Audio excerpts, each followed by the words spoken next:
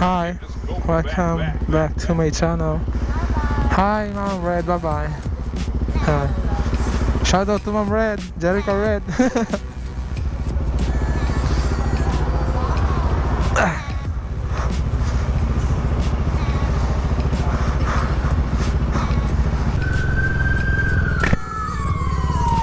Saturday today, ambulance, oh. Ride safe po sa lahat. Tatawagin natin tong vlog na walang kwenta. Wala naman gaano talagang kwenta kasi wala tayong gagawin. Pauwi lang tayo ng bahay. Pero boss. Talo kita pare, dalawa ng sticker ko. Oo nga eh. Hindi ako nag-ano, cash lang. Ingat.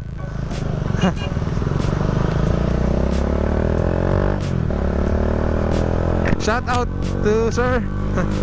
Naka-dominar din. Medyo nabigla ako, hindi ko napaghandaan. Pero yun nga, shout out sa kanya.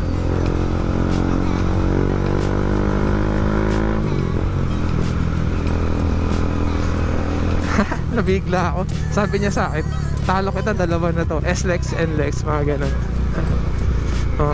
RFID, easy trip, saka auto sweep. Ako kasi hindi pa ako nagpapalagay. Nakakatuwa.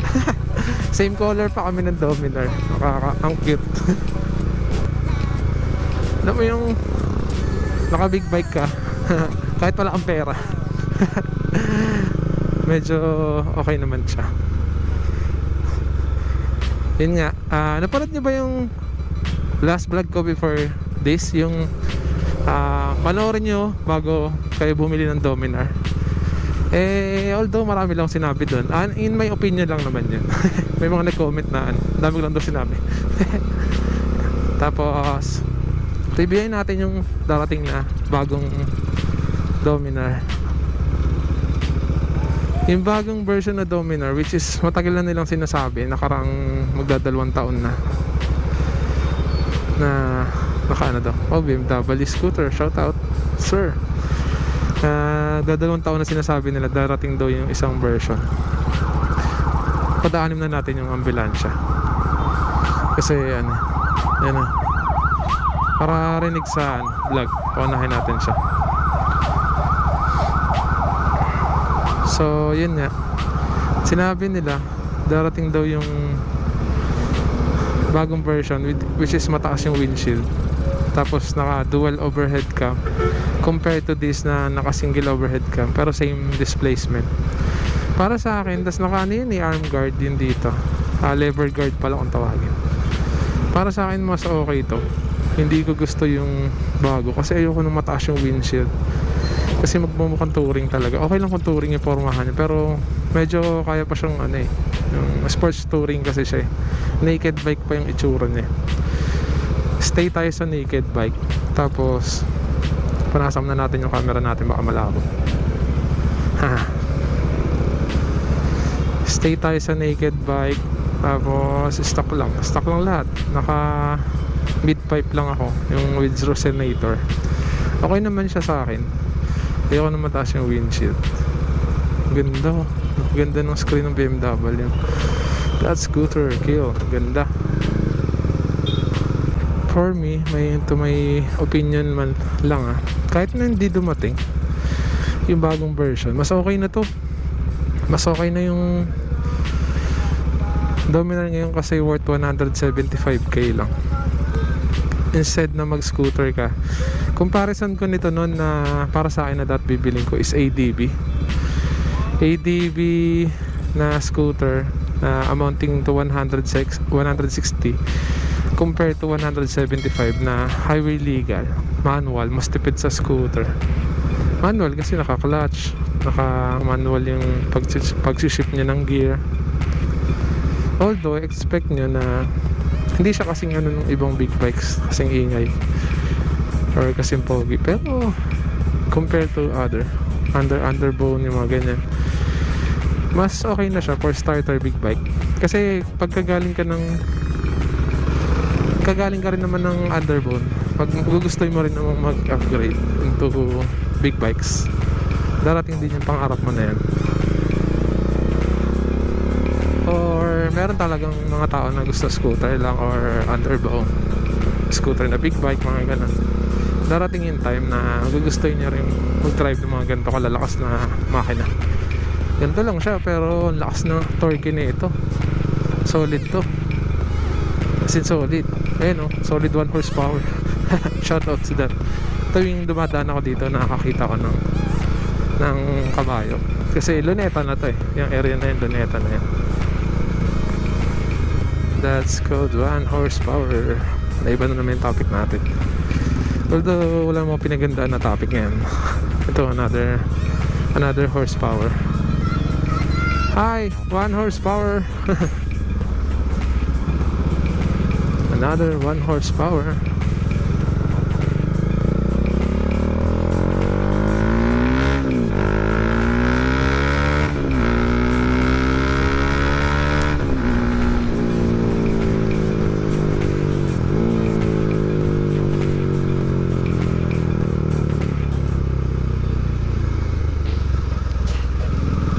Delikado yung pag mga ganyang traffic, baka may biglang dumating na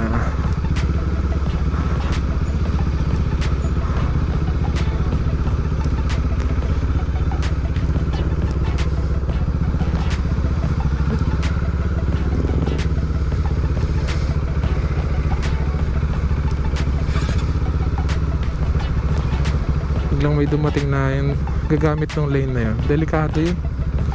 Kaya kailangan bumalik pa rin kayo sa gitna. Tapos don't cross that.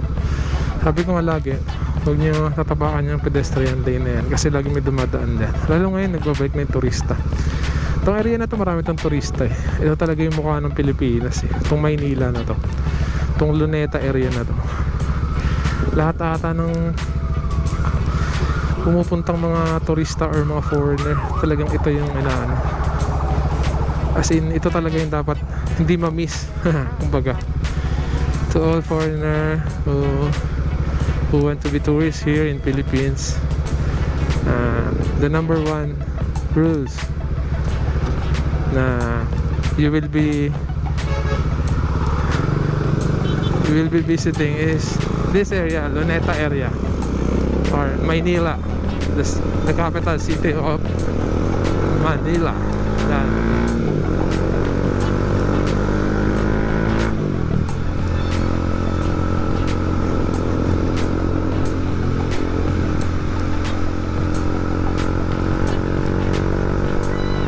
Nahiya kasi ako sa police kaya hindi ako bumibirit, pero dapat biritin ka talaga dapat, no?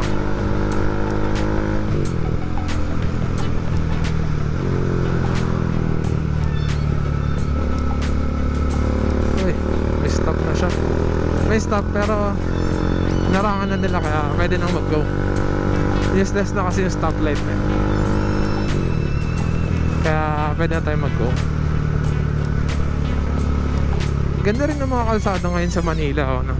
Saka shoutout nga pala to these features ng Manila. Yan, no? Nakikita nyo yan? Yan, ganda, di ba? Yan, no? Ganda. Nakikita nyo yan. Uy, dami na rin turista. May mga bata na rin.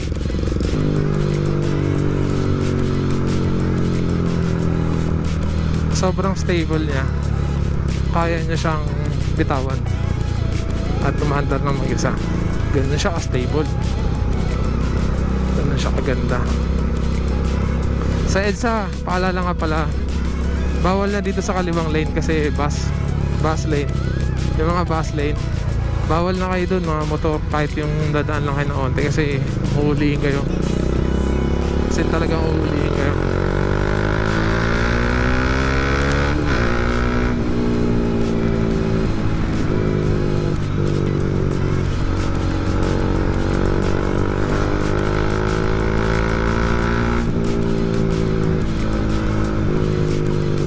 Sarap talaga naka big bike, no? Kahit pag-aalan mo, mabilis pa rin yung bigay na. Atin lang yung masasabi natin sa bagong Dominar. Dito pa rin ako sa gantong version, although 1 month pa lang siya sa akin. At kung magpapalit man ako, siguro, kasi syempre upgraded na yun, mas maganda na yung lalabas nun, mas mataas na yung presyo. Sorry, hindi ko ginagawa yung pag-brake ng stoplight na orange sa tatakbo. Hindi ko ginagawa yun ngayon lang kasi hindi na ako makabrake eh. Kaya dumiretso na ako, dudulas ako kung i-brake ko pa yun. So, kung iba naman yung pipiliin nyo, mag-ano na kayo, Z400 or versus 650, mas malalaking bike, or Honda 650, Ninja 650, 600, yung mga ganun, hindi ko alam eh. Mas okay na yun. Kung instead, dominar na yung sumunod na version, or CF Moto na. Kasi, magiging ganun na halos yung price nun. Ayun, ano na, dalawa na yung cylinder niya instead of one cylinder. Pag tumaas pa sa 175. Tapos siguro dito na magtatapos yung video natin. Although ang gulo ko, diba? Pinapractice ko pa naman kasi din talaga mag motovlog. Dati kasi normal vlogger ako. Pero bakit abnormal ba yung motovlogger? Hayop. Baga normal na ano, yung camera, cellphone, camera, DSLR, mga ganyan. This is to shout out ang aking mga kapatid, mga viewers, mga kaibigan, kamag-anak na nag-comment at nagpapa-shoutout, at mga nag-comment sa aking YouTube or Facebook post. At ipa-plug ko sila. At ito sila. Isang malaking shoutout sa inyo. Maraming salamat sa pagsuporta. Noong una nakakatawa, di ba? Hanggang ngayon nakakatawa pa rin. Nahihiya ako. Dati hindi ko kasi talaga kaya mag-picture or video. Hanggang sa ito, 9,000 subscriber na as of today. As of now, na nire-record nyo to. Shoutout sa inyo kasi isa kayo sa mga kahit papano na insecure at naniwala na nag-vlog ako. Ganyan. Maraming salamat sa inyo, mga lods. Hindi ko to malilimutan. Hindi malilimutan. Hayop. Bye-bye.